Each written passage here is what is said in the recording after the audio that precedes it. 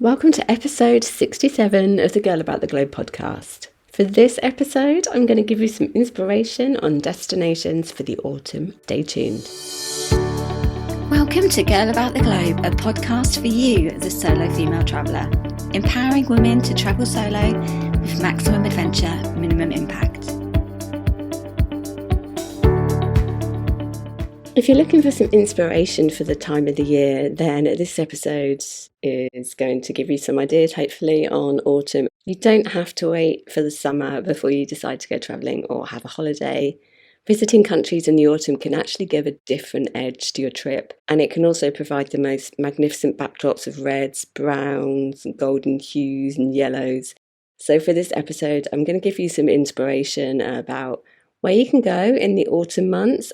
So to begin with, the best places for the autumn. You may not have heard of it, but Liechtenstein in Europe, it's tucked between Austria and Switzerland. It's actually the sixth smallest country in the world, and it's perfect for those of us who really love nature.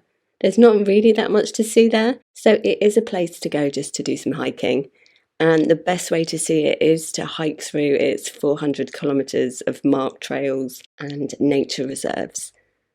The main attraction here is the Gutenberg Fortress in Bowsers, and it actually comes alive in the autumn. And Vaduz Castle is another place to see, which is perched on top of a hillside. The castle actually gave the capital Vaduz its name.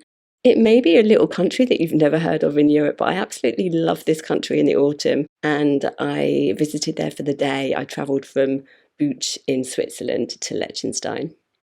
Second destination, which is good for the autumn, I may be a bit biased, but it's England in the United Kingdom. Being a Brit, you just can't beat a crisp English countryside with the fallen leaves in the autumn. You've got traditional gardens which have a kaleidoscope of different colours which provide the perfect setting for the afternoon stroll in the crisp air. And there are so many different spots to explore in the UK in the autumn. The Lake District has got to be one of my favourite places. There are many trails in the Cumbrian forests to hike, or you can even bike your way through. And you could stay overnight in a log cabin to make it even cosier. Then there's the Cotswolds, which is the quintessential area of England with cobbled streets and country pubs which you can call in on. Or you could head to Southsea Forest for the wooden walkway of the Treetop Way for the amazing view at the very top. There's cathedrals, castles and rivers to explore, so whatever area you spend in England, then autumn is definitely a great time to see it in a completely different colour scheme. Third destination is Ontario in Canada. If you are an adventure girl about the globe, which I am, then I definitely recommend Algonquin Provincial Park in Canada. So this national park is located between Georgia Bay and Ottawa River. It was the first national park to be established in Canada, and it has an expansive 7,000 kilometres of lakes, rivers and forest. So there's so many different areas of it to explore. It's perfect for canoeing, kayaking, ATVing, which is quad biking, mountain biking and hiking, but it is also best explored in the autumn months when the Ontario province it transforms into this rusty coloured landscape of the full colours that reflect off the edge of the water. It's very beautiful, and it's a chance to explore nature in an array of colours.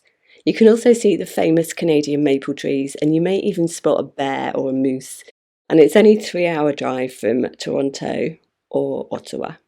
Next destination that you probably haven't even considered in the autumn months is Romania. It may be synonymous with vampires, but Transylvania isn't really that scary, and it was very different to what I expected it to be honest. It's bursting with castles, obviously, with Castle Dracula, which is even more spectacular, surrounded by the autumn colours, and you really have to visit the Dracula Castle on your Romania trip. Another interesting place here is I don't know if I'm pronouncing this correctly, the Hartibacu Valley. With its traditional valleys, it's awash with nature, and it's also one of the most unmissable sights in the country. It's located on a plateau, and it's worth the climb to the top of the Honari Fortress.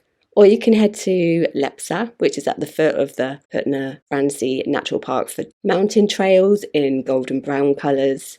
Romania is a really surprising country, and if you haven't been, definitely recommend it. There's a lot of nature there, and I really do recommend visiting it in the September and October months. Tuscany. You've probably been to Tuscany in Italy, this famous region, or maybe it's on your bucket list. It's one of those Italian regions that you simply must visit, and having visited here in the summer months, I have yet to experience it in all of its autumn colours, but it is said to be just as spectacular, if not even more so, in the fall, when the leaves change from yellow to orange and red.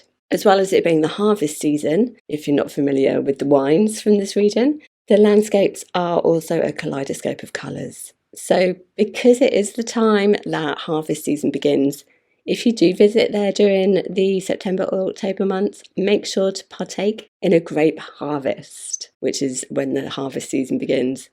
One of the best places to visit here in the autumn is Castino National Park, where you can hike along its forest hiking trails and take one of the walking tours to see this national park in all of its autumn glory.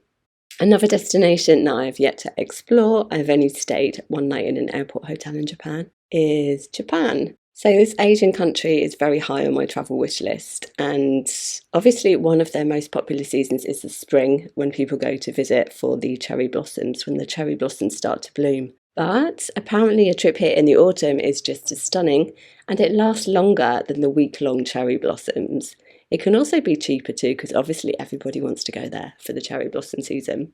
From September, autumn leaves could be seen in the mountains of Hokkaido, where the season then moves south to reach Tokyo and Kyoto in November, which provides sensational views of the autumn foliage as the ginkgo trees turn to red. The recommended spot to see a beautiful sunset here is Kudaji in Kyoto, which is open throughout the evening for amazing views. Finally, somewhere else that I want to add to this list is somewhere where I am at the moment. I'm actually recording this podcast from here, is Portugal. So I spent yesterday in the Douro Valley. If you haven't heard of it, it's one of their most popular wine regions. I had really low expectations of this region and it blew me away. And apparently now, which is November, is one of the best times to come and see it because it is all in the autumn colours. It is at the end of the autumn now, so the leaves are beginning to fall, and within a week the colours that I saw won't be visible anymore. So September, October time are really the best months to come to the Douro Valley. It's absolutely stunning, and there are yellows and reds and browns, and you can take a boat ride along the river, and all the different wines that are made here, they have the signs of the different wines on the riverbanks. So you can actually see the grapes where the wines come from. So if you haven't been to Portugal, I definitely recommend a visit to the Douro Valley in the autumn months.